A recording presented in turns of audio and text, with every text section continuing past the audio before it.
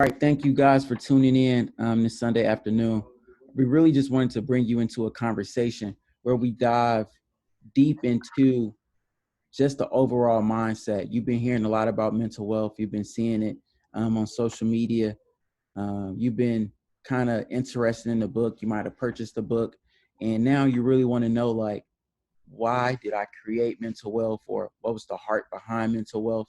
And we're going to just have an organic dialogue of how everything drafted and became in existence. David introduced himself, but he's a great friend of mine, a brother. Also, too, one of my leading marketing strategists behind mental wealth. So I wanted to have a conversation with him, just so we can just put it out into the world and see how it's going to be positioned for everyone to understand. So just to kick it off, mental wealth is two words, right? So it's a play on mental health because you need to take care of your mind, but then it's also a core thing that everyone is trying to get. Everyone is trying to get the bag. They're trying to get more money. They want to be wealthy. However, it falls short from that goal. So I came up with the concept when I was broke and I didn't really have that money. It was like, what can I do to get there? And the first thing I had to do was change my mindset.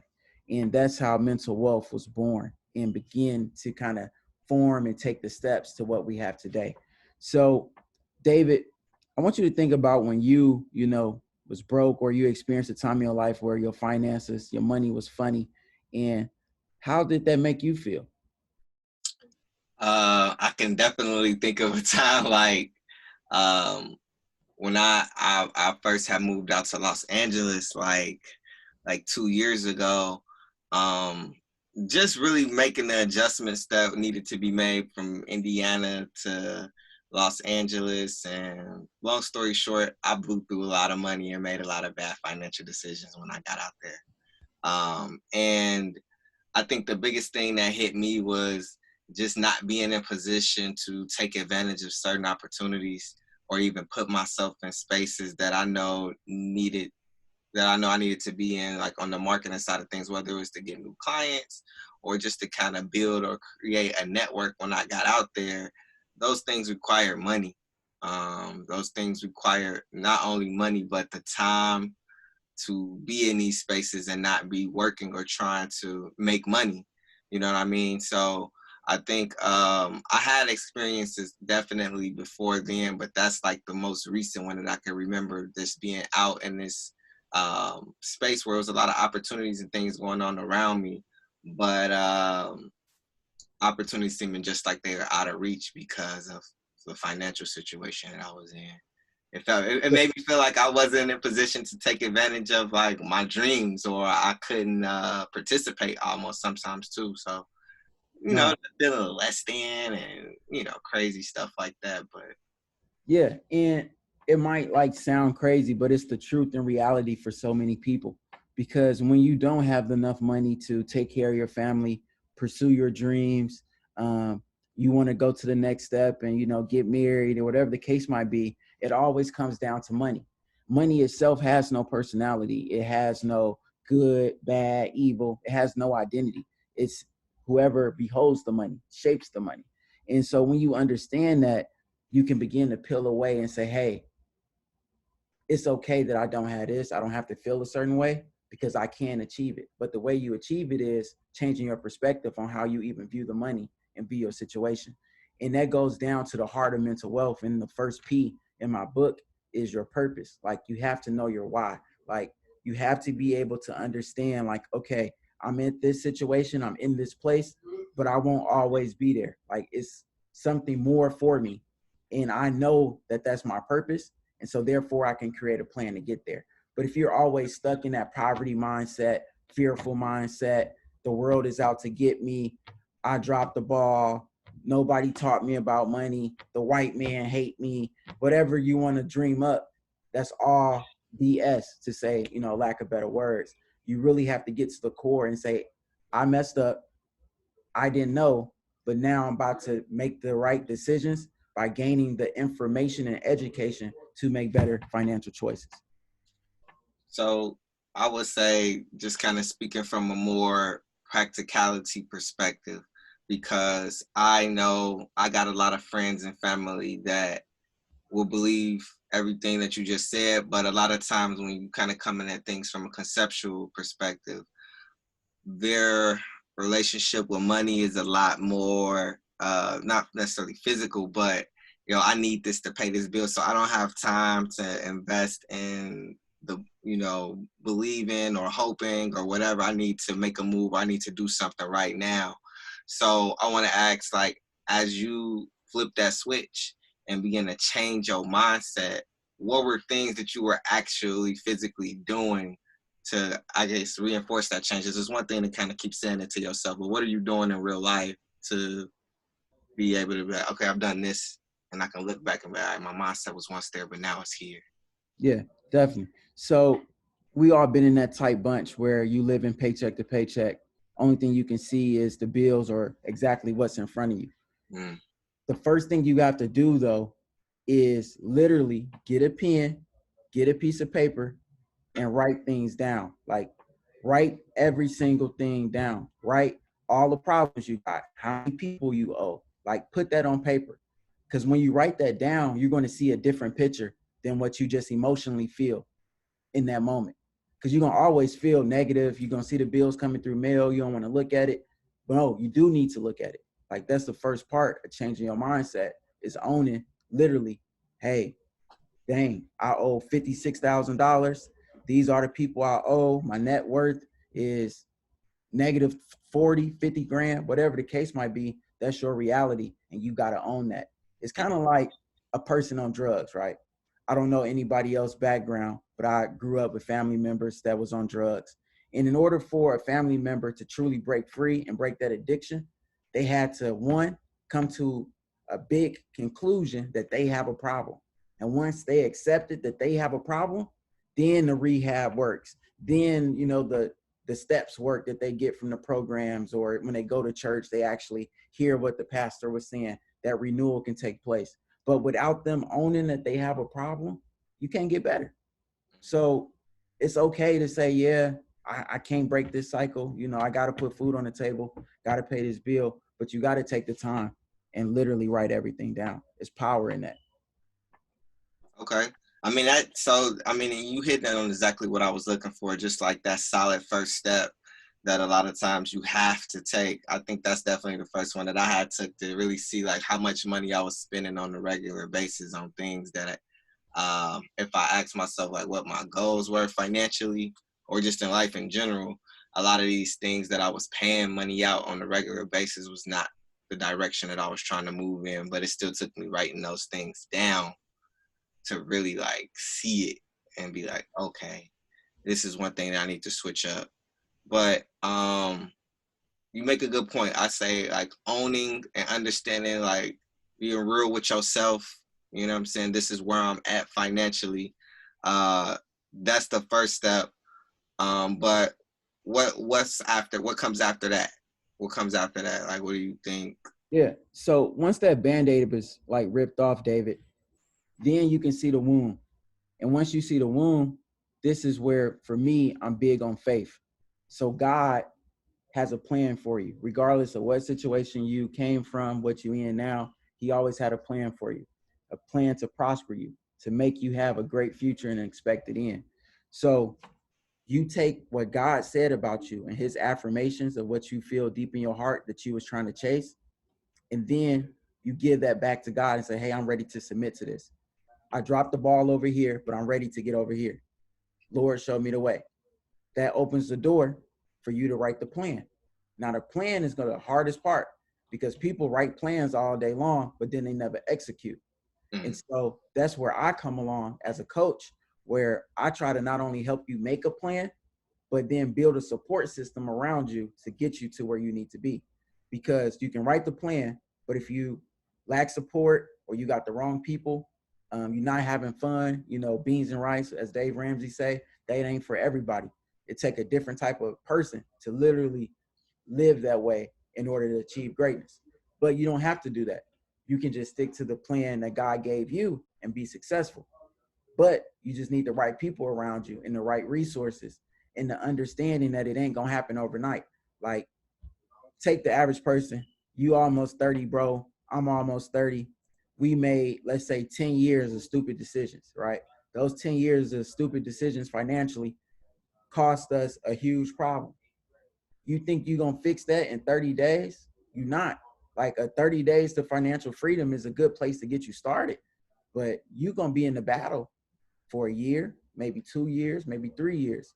So when you get ready to go to war, you got to plan for that entire time. You can't just plan for just the 30-day budget. You got to plan for the 2 to 3 year victory because you're going to be in the battle. You see what I'm saying? So it take a whole different mindset to say, okay, I need to budget for 30 days, but I also need to plan out the next 2 to 3 years because that's how long it's going to take me to clean this mess up. So I definitely see the idea around like, okay, first admitting where you at, and then second on top of that, you know what I mean, kind of laying out a solid plan. But I think you hit on something that's very important, and I think this is also where a lot of people end up still failing or not, or failing to even just hit that next level in a pursuit of mental wealth or just getting debt free or whatever their goal may be. Personally, it's just the people that you're putting around you. I don't like to kind of drill in too hard on, you know, how we move and how we think as a culture, but it's going to be difficult to put like the right people around you when you're talking about getting debt free or making some investments and things like that, because it's not as many of us that are thinking and moving on that frequency when it comes to that. So I guess just from your perspective, and we tapped in back in college, so you know what I'm saying, we always kind of have stayed close around each other, just kind of having similar mindsets and mentalities. But on this debt-free journey, is it a certain type of people that you need to have or not have around you, like based on your personal experience? Yeah. So it's sad that us as a people come from a background where we're used to poverty or fear or being held down by the system. We have that built up for generation to generation. So what that does is it builds two type of people. People who get stuff, but then spend it because they feel like they deserve it because they came from the bottom. So now they want to live it up because now they have it. Or it builds a second type of person where they never achieve it because they feel like they can achieve it because all they had was nothing. And they got it. Like that's the only way for them is to have nothing. They can't even think of more because they so used of having less.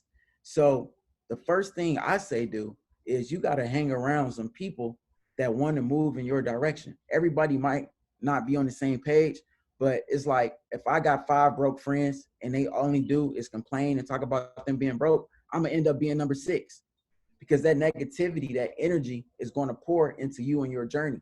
It's going to be hard for you to be self-motivated if every time you hang around your guys or your sister or your mama, it could be anybody. If they keep pouring the negativity on you, you're going to get pulled down.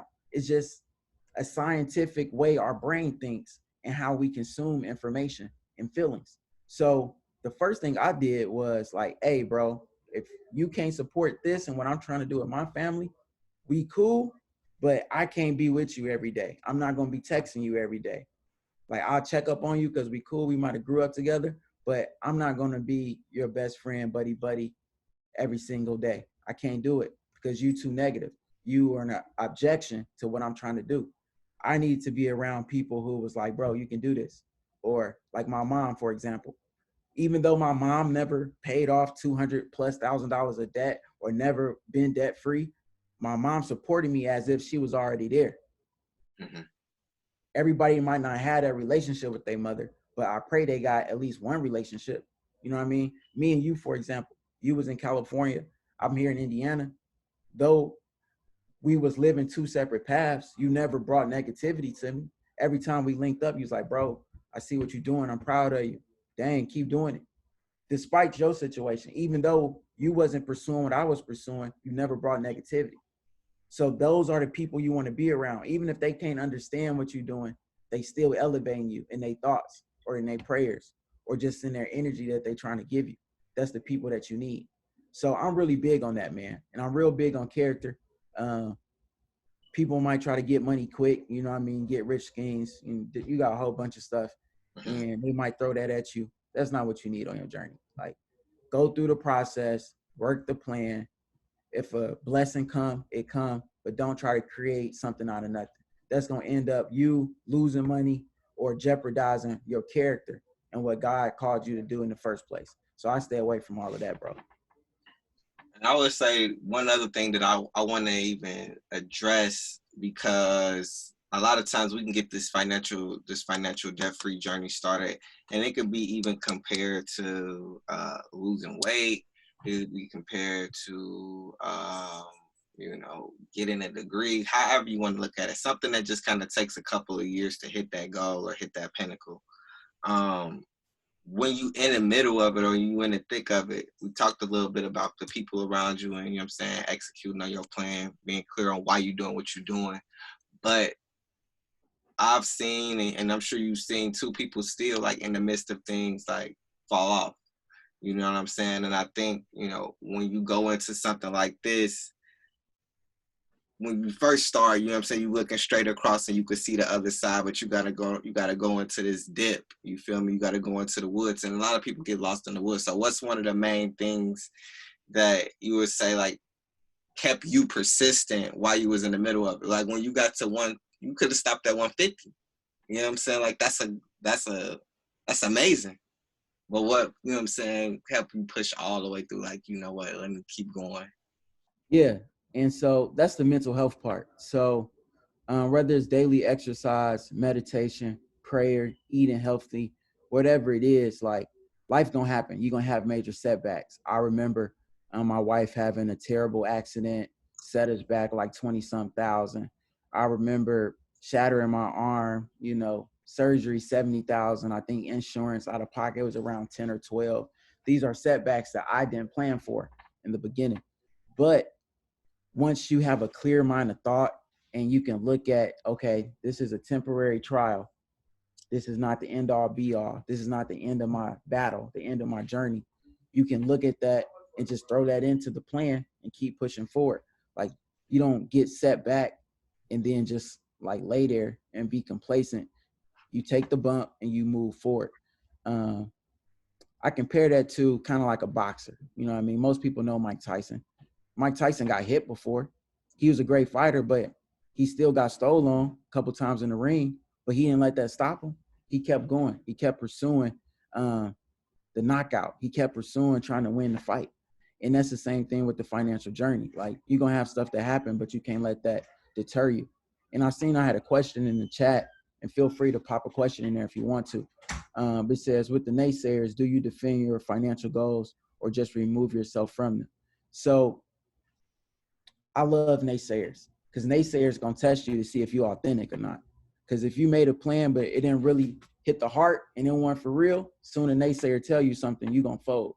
You're going to do it. So I welcome the naysayers and I take liberty in defending myself.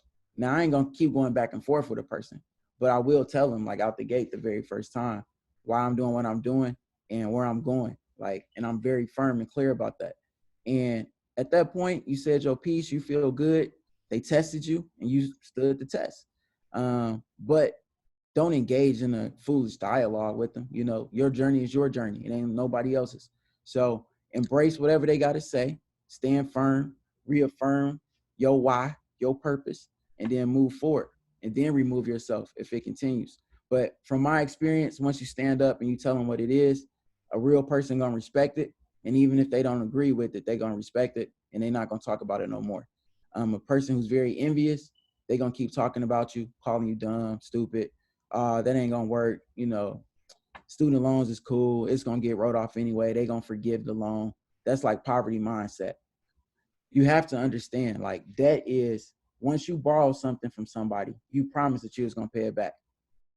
That's why I'm so big on character, and I believe you should be debt free because you shouldn't want nobody to cover your debt for you. You took that out with the intent, knowing that you had to pay it back. So go ahead and pay it back, whatever the cost is. If you don't like how much you owe, that's your fault. That's that part of owning it, ripping off the Band-Aid. Nobody told you to go to that school. You might have not have known. You might have got manipulated. Whatever the case might have been, now you got to address it. And that's what's important about embracing that mindset. I mean, I think as simple as those things are, they simple but not always easy. You feel me? And I think that that's really where like the persistence aspect of everything comes in with what you got built into mental wealth. Uh, I think the dopest thing about it is really just the simplicity in the concepts. And that's why even though like over the course of my life and then even into my adult life, like I had developed, my own financial philosophy, I can look at what you're doing with mental wealth and be like, oh, okay, what I'm saying? He's simplified it or boiled it down a little bit simpler for me to understand on the mindset tip where I even need to be at to save this money, to invest into, what I'm saying, this opportunity, because now we got in conversations like that started up. And these is conversations, again, that you just want to be a part of. And going back to like the experience in LA or being in a position where you don't have the resources that you need, you just want to at least be able to participate at the end of the day on top of being able to provide for your family, your loved ones, and all those things. One more thing I wanted to like hit on with you, bro. Because we talked about conceptually the mindset around it and then practical on that side of things, like what's the first step to get started. But I know you got like the book, coming out, but is it anything, let's just say for instance, people don't like reading books, I think you got to definitely be willing to like put that investment into like your personal development, especially if you're really trying to tackle this debt-free thing. But let's just say for instance, I don't got past like reading books. Like, is there an easier or a quicker way to tap in with you and mental wealth and get started on something? Yeah, definitely. So it's definitely been a blessing for everyone that's believed in me and came to me for coaching advice. So what it's going to look like, we're creating a mental wealth academy. This is going to be a financial education based program where I literally walk you through mindset 101 all the way to debt 201 to beat debt, with intent to continue to grow the classes to unlock different levels of financial freedom as you continue to go through. So I'm very excited about this. It should be launching in a few weeks. We're going to be enrolling students. It's going to be $300, but it's going to be 7 sessions that you will literally get the chance and opportunity to get that one-on-one training or that one-on-one coaching that you might need. And then also too, for some people who might not be there all the way, I'm creating a kind of like a 30-day program for $30. So it's going to be essentially 15 to 30 minutes with me every day via video. It's going to be pre-recorded, going over 30 things that I did on my journey to become debt free. And I'm breaking it down, simplifying it to you so you can have access to it for a low cost. I usually help people for free. And what I've been noticing is whenever you're dealing with money and there's no exchange in value, some people aren't as invested in what they should be into themselves because it's free. Because I struggle, hey, I need to help this person out. I don't need to charge them anything. I'm just going to do it for free. But I have seen across 20 people that I have helped free so far, how many are actually invested and actually pouring into their financial freedom. The sad thing is, out of that 20, I only got 3 people that consistently do what I tell them to do and follow the process. The rest of the people, they're not committed. So I have to figure out something to get their buy-in. And I think the 30-day program for $30 is a great way to get some additional buy-in before you cross over and join the Mental Wealth Academy.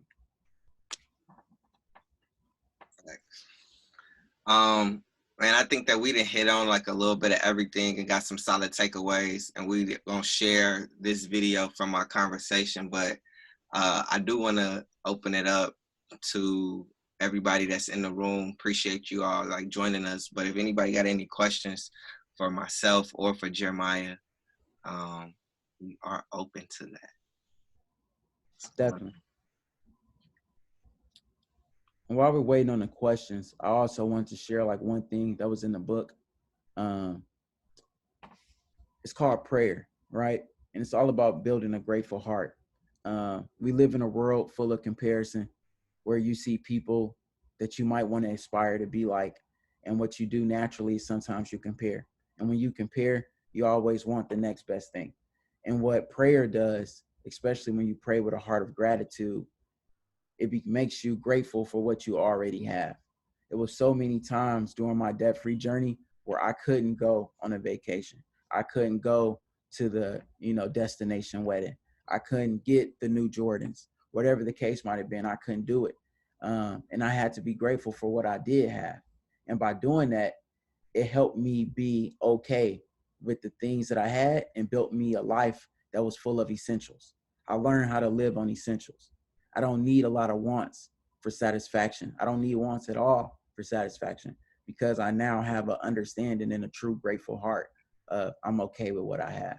If everything ended today and this is all I have, this is all I have, and I'm okay with that. So just wanted to throw that out there for people. It's another mindset thing.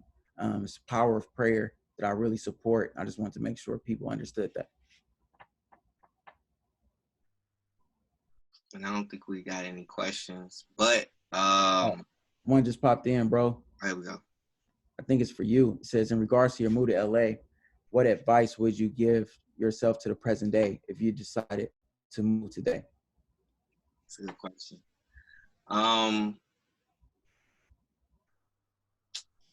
I think that the biggest piece of advice would, and it's about to sound kind of cliche, I feel like I've always been a pretty confident person like my whole life.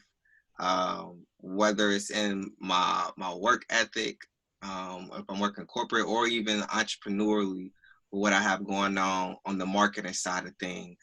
But being in LA, I went through ups and downs that really tested my confidence and belief in myself. So I had these desires to build this marketing company and present it to people out in LA, get higher caliber clients and different things like that. And on that journey of not being in Indiana, where I'm from, where I went to college, and I kind of got like this super strong network and I know a little bit of everybody. I think out there on that journey, I rolled high for a long time, but then I got low and kind of got hard on myself. And there were some times where I was questioning, like if I had the skill set or the ability to connect with people on the level that I needed to, or the graphic design skills to operate on a level. Like I came out here with a grand plan, but I had got caught up in my mind and questioning when things weren't going as well. And my financial hardships being a big part of that. The one thing that I would go back and tell myself is believe in yourself, bro. Like, don't question for a minute just because of what your current circumstances are, if you are good enough or if you possess the skill set that got you out here. Because that same thing that I was kind of questioning belief-wise in that moment, I had to come out of that, get back confident. That was the only thing that got me out of that. You know what I mean? So just maintaining that strong sense of self-confidence and belief in yourself and in your skills. Whether maybe you might not have a skill set at that particular time and you need to develop it. That might require you going through an experience where you weren't able to deliver or you feeling like you're failing. And that's kind of what I was dealing with out there for the first time. I'm like, dang, I'm failing. Or somebody paid me for a service and they not even happy with the work. Like, I lost that client. Now I'm losing income. Now I don't have no income. Like, you know what I'm saying? Things were like collapsing and that made me question everything. But it was that same work ethic that got me out there that I had to re-tap back into that got me out of that mindset. So it sounds cliche, but stay solid. Believe in yourself, bro. Definitely. And we got another question. How do you determine what's essential? I think the basic four walls is for everyone. And then after that, it grows. What I mean by that is, as long as you got transportation, all your utilities, this includes internet and phone, you got food and you got shelter, that's like the main thing. Like, main thing. Of course, you need clothes, right? Now, the level of clothes is kind of up to your desire. That gets into the want side. But if you got something to cover your backside, you don't got no holes in your drawers, you actually straight. So you can be like that for a while until you take care of your business. I was a firm believer because I was raised partially by my grandparents. So my grandfather, he didn't finish the 6th grade.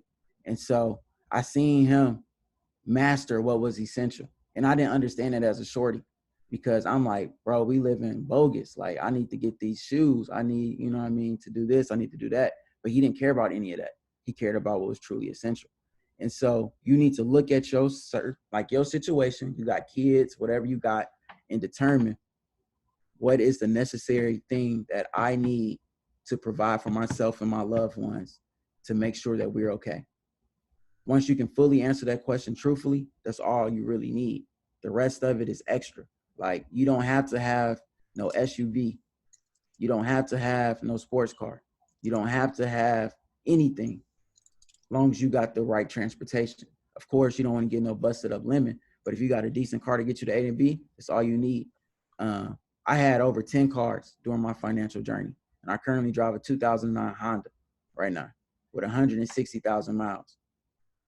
And I'm the happiest I ever been right now because I know what truly matters. I have a quick question. So, Yeah. how do you find a balance between being compassionate with yourself when you don't, you make a mistake, or you like just on your journey and holding yourself accountable? Or do you just be like, I'm going to have to be accountable for my 3-year journey, and then after that, I can find a balance? So that's a great question. So you go back to your planning stage and you look at the people in your support system. You're going to want to set boundaries to build this accountability, because it's great in theory, but no one can truly tell themselves, set boundaries, motivate themselves. You're going to get drained over these 2 to 3 years, however long it takes you. So you always need somebody there to remind you and affirm you, and then also to let you know when you're getting out of line. I talk about that in my book. You need people that call you out and have confidence to do so. Obviously, you want those people to be people you trust and value. You just don't want strangers doing that. But once you get those people around you and you set the boundaries and those checkpoints, it'll take care of itself as you progress through. And once you finish the debt-free part and really start building wealth, you will grow to another level, and you're going to see and meet new friends and meet new people. Your conversation is going to be different. I'm not talking about, how much money I need to pay on my Capital One credit card right now. I'm talking about this, the pandemic. What stocks can I buy? Who can I invest in right now? Who got a great business idea that I can partner with? Because I got the freedom and the money to do so. But you can't have those conversations like that if you broke or you stressed out or you owe a lot of people. You got to think about yourself and how you're going to multiply your income to take care of your problem. But it's hard to have that freedom to just pick and choose what options you want to play with. Hopefully that helped you out, Ontaria. It did. Thank you. You're welcome. Any more questions, y'all? I do have a quick question. Mm-hmm. Yeah. How do you decide in your journey when to invest and when to save? Oh my goodness. Hush, child. That's true. So I guess if you have debt and you want to invest and you feel like making an investment is important for your family's financial future, I'm just torn in between investing and saving and or paying off debt. Gotcha. So that's like a three-headed monster, right? You're going to have some people to tell you, don't ever invest, just pay off your debt first. That's like Dave Ramsey. You're going to have people like Robert Kiyosaki that say, don't worry about debt, just invest and make money, get into real estate. And I found out from my journey that you got to have a plan for all of them, right? So this is what you got to do. For the savings piece, you need to be able to calculate how much money does your family need in order to be okay if something were to happen, right? This is when you a kid, they tell you about a rainy day. This is what your rainy day is, right? That's your savings. Some people want 3 months of security. Some people want 6 months. I don't recommend $1,000. That's not enough money. I never tell my people that. If you're single, I say 3,000. If you got a family, I typically say 5,000. That's what I advise. But once you determine that number, then we look at how much extra income do you have? to pay off debt and how much extra income can you generate to invest. If you're serious about paying off debt and investing, you're going to, some people call it 10 extra income, but you're going to go out there and hustle and make more money because you're going to have more money to play with. Once you have more money to play with, yeah, you can do both things at once. But if you struggling and you look at your budget and you only got $15 left over at the end of the month, I'm sorry, you don't got no time to invest. You can't afford your future. You need to worry about your now. Like your present is too big of a problem for you to even think about your future. If you got 15 bucks extra income, cash flow, or if you negative, that's even worse. So you got to look at what's going on. So it's all about the numbers and what you can do in your household to generate more money. Because when you have more money, you get more options. So I would say, just to recap, figure out how much money you want for your family to be safe in a time of need if something were to happen. Figure that number out. Now let's look at your cash flow after you done paid all your bills and did everything. How much money is physically left? What's your debt? And how much you trying to invest? Because I believe you can achieve both of those things, but you got to be willing to put work in. For me, my investments was very little when I was paying off the $200,000. I didn't really invest that much.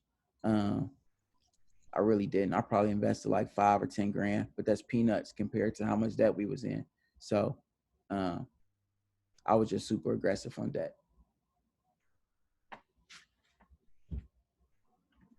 Thank you.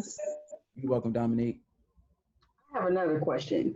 So if you're trying to generate like multiple streams of incomes, like say starting a business, how do you determine an appropriate number to like say invest in your business so that you can start generating it?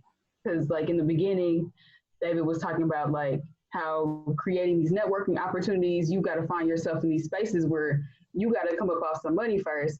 So how do you determine if that's like a wise use of your money or you should just really be spending it to crack down on debt? Gotcha. So money is a science, right? But it's a simple science. It's literally when we was kids, 1 + 1 = 2, right? Everybody know that. I don't care where you at. Everybody know 1 + 1 = 2. So you gotta look at your numbers, and this is the part that most people struggle at. So they don't know how to determine what type of risk that they can take. So by looking at how much money you have, let's say you bring in $3,000 a month. That's all your money. By the time you pay all your bills and do everything, you got $500 left. You want to figure out like, hey, I got a good business idea. It's going to cost me $250 to start this, but it's going to make me $1,000. Is that a good idea? It sounds like a good idea to me because I can say after you start the business, if you truly made $1,000, you're going to cover the $250 that you borrowed to start the business from yourself and generate an additional $500. So that's a win. But if you're going out willy-nilly and you like, I'm about to risk it all and I might make some money, you got to ask yourself, do you want to gamble like that? And David can speak to the gamble he took in California on himself. I don't think he has any regrets from betting on himself, but there's definitely some pros and some cons to that. If you want to speak to that, David.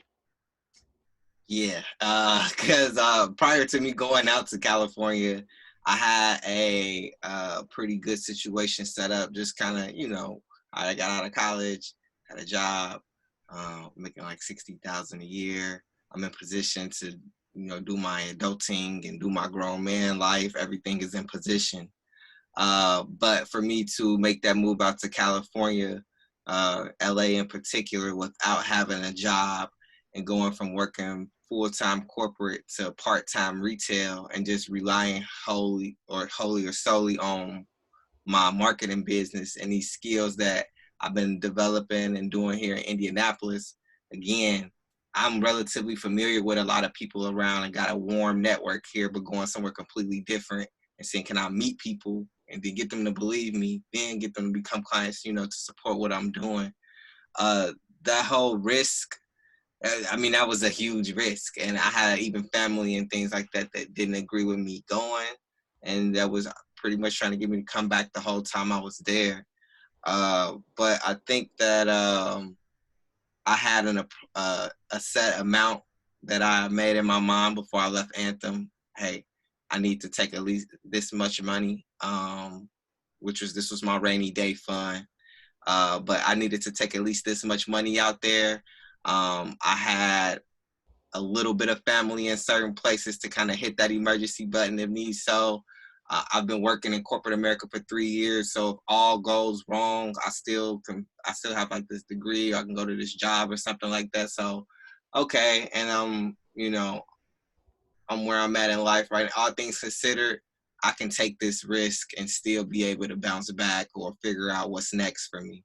If I go out there for a year, 2 years, 3 years, whatever, I'm in position to where I can handle this risk. That was really the determining factor. Everything else was kind of details and me kind of trying to like maybe figure out a lot of stuff that I didn't have to figure out at that particular time. But the risk versus the reward, and I think like the growth that I was able to get out of that whole experience. I didn't go out there and come back with a whole lot of money like I thought I would as well. That didn't happen, but I came back a much sharper, more intelligent, had a lot more experiences playing, and I think like higher stakes just being out there in LA in a bigger city. Like I knew how to play the game on a different level compared to what I was just used to in Indianapolis. So the mental development that I got out of that whole situation, I'm able to now bring that back into play when it comes to trying to build the wealth side of it.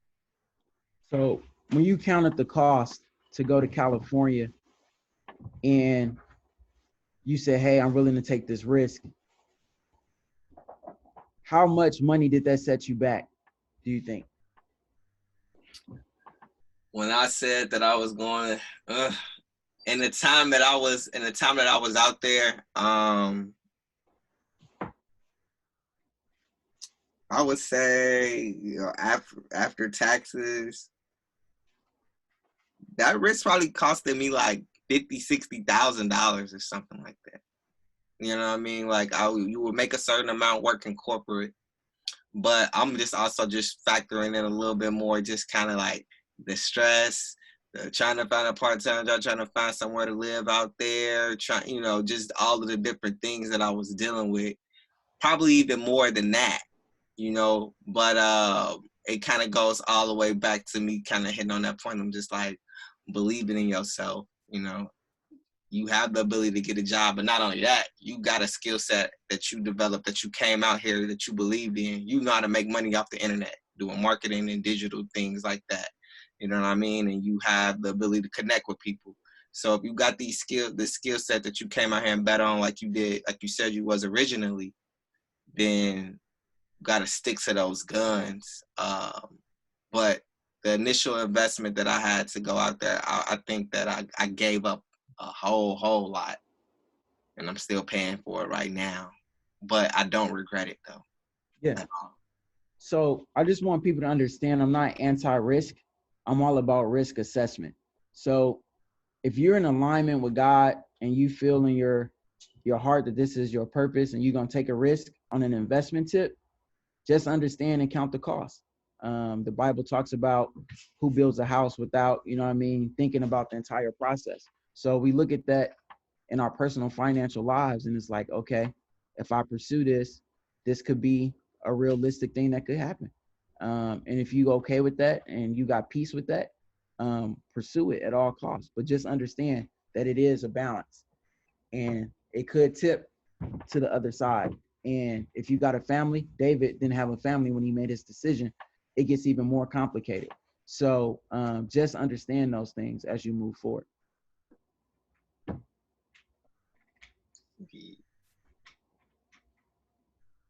Was there any more questions from anybody that was in the room? Give me a second. We might get something.